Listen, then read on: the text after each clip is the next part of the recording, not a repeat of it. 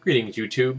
I imagine anyone watching this video who's out of high school has their own personal monthly budget. I want you to imagine for a minute that your monthly budget is $1,000. And out of that $1,000, you have to cover all of your living expenses: rent, food, utilities, entertainment, medical, the whole nine yards. Now, as you know, our economy is in a downturn at the moment. So imagine that $1,000 gets cut. Maybe you're unemployed now. Maybe you just lost some hours. Maybe you work in the service industry and tips are down. But suddenly you go from $1,000 to $700. So what do? What do you cut? What do you get rid of? And at what point do you reach where there is nothing left to cut? What do you do then?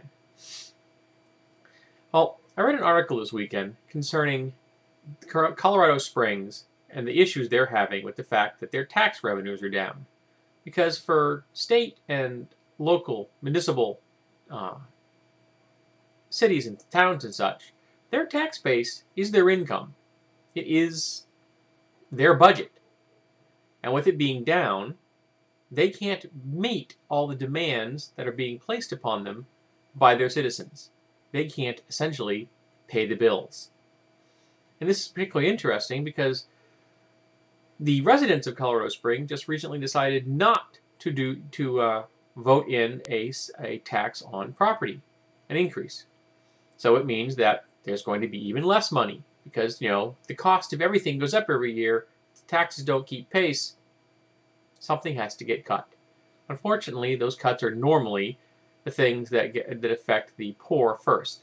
But this time around, they're making some really drastic cuts in Colorado Springs. Things like streetlights, cutting back on fire, police coverage. They're stopping all cleaning of parks and hoping people will pack out their garbage themselves. I'm not thinking that's very likely. But when citizens don't want to pay taxes, and I can understand why they don't, yet they still ask their government to pay for things, I'm always confused. Whenever a politician says, tax cut, most people seem to think, hey, I'll save money. But when I hear tax cut, I think, what is going to harm our society now? What is going to get cut? What are we going to lose? Because the reality is, just as you need a monthly income that covers all your bills, society needs a monthly income or an annual budget that covers all of its bills. Because all those things I mentioned, the police, the fire department, parks and recreation, schools, libraries, the arts, things like that, those aren't just things. That is Western civilization. And Western civilization costs money. Without money, we lose civilization. Now, yes, there's always going to be pork in any government, anywhere. And I'm not saying you couldn't trim a few things here and there.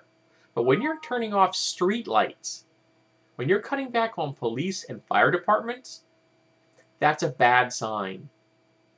Because there may be too many streetlights in some places. But inside cities, you kind of need them. They are a safety device. They keep people safe. They keep people safe from crime. They keep people safe from cars at night. They cut down on people just striking pets, for that matter. They're kind of a necessary component of society. And Colorado Springs is turning them off. And yes, I know the people who are going to see this they're going to champion the libertarian cause and say, well, you only pay for what you use. And I'm sorry. There are things that we all have to pitch in for. Because if you live in a city, in a town, in a hamlet, in a thorp, in anything, there are some communal needs that have to get paid for. It isn't always going to be a la carte. And I accept this. I understand that because I live in a city and I enjoy civilization, that I have to contribute to the paying of those services that make up civilization. And I realize there are going to be people who won't. People who will cheat the system, people who won't do it because they're too poor, and I accept that as well. But if the businesses paid their fair share, and quite frankly in America, a lot of businesses don't, and the larger the business is, the less likely it is to pay its fair share. So Not surprisingly, the little guy, who owns the smallest businesses, is the one that's always going to get screwed. Just like the common citizen, the poorest, will always be the ones that lose the most when taxes get cut. But I think we should just accept the fact that we need to pay taxes to cover all the things that we need every day to survive. I live across the street from a fire department. I'm really glad that that fire department is there, even if they wake me up all hours of days and nights with their alarms. Why? Because I've lived through a house fire. I know what it's like. I saw a fireman get injured severely in that fire. I had one of the people in my building die. So I have a whole lot of respect for people that run into burning buildings. And I don't mind paying taxes to pay for that service. So whenever I hear the phrase, tax cut, it just makes me sad. Because it means something isn't going to get paid for.